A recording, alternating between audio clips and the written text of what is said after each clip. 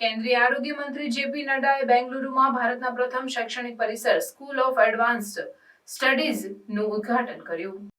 કેન્દ્રીય આરોગ્ય મંત્રી જેપી નડ્ડાએ આ પ્રસંગે જણાવ્યું કે આ સંસ્થામાં આધુનિક શિક્ષણ સાથે યોગને પણ સમાવેશ કરવામાં આવ્યો છે, જે વિદ્યાર્થીઓને સર્વાંગી વિકાસ માટે શ્રેષ્ઠ મંચ પ્રદાન કરશે.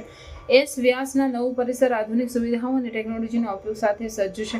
અહીં વિદ્યાર્થીઓને વૈજ્ઞાનિક અભ્યાસ ઉપરાંત યોગ અને આધ્યાત્મિક વિદ્યાઓની તાલીમ પણ મળશે.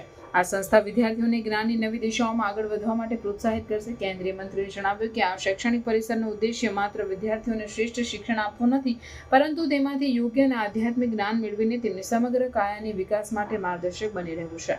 આ સંસ્થામાં આધુનિક શિક્ષણની સાથે યોગને પણ મહત્વ આપવામાં આવ્યું છે, જેનાથી વિદ્યાર્થીઓમાં શારીરિક તેમજ માનસિક સમાનતા આવશે. ઉદ્ઘાટન પ્રસંગે જેપી નડ્ડાએ એમ પણ જણાવ્યું કે આ શૈક્ષણિક પરિસરનું સ્થાપન ભારતની નવી ઉર્જાની પ્રતીક છે અને તે વિદ્યાર્થીઓને ઉચ્ચ કક્ષાના શિક્ષણ અને તકનીકી જ્ઞાન પ્રદાન કરશે. We are going with the new health policy, and when I talk about new health policy, it is not only curative.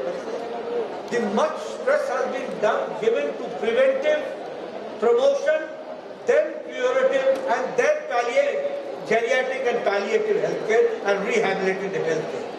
So it is a comprehensive healthcare which has come up.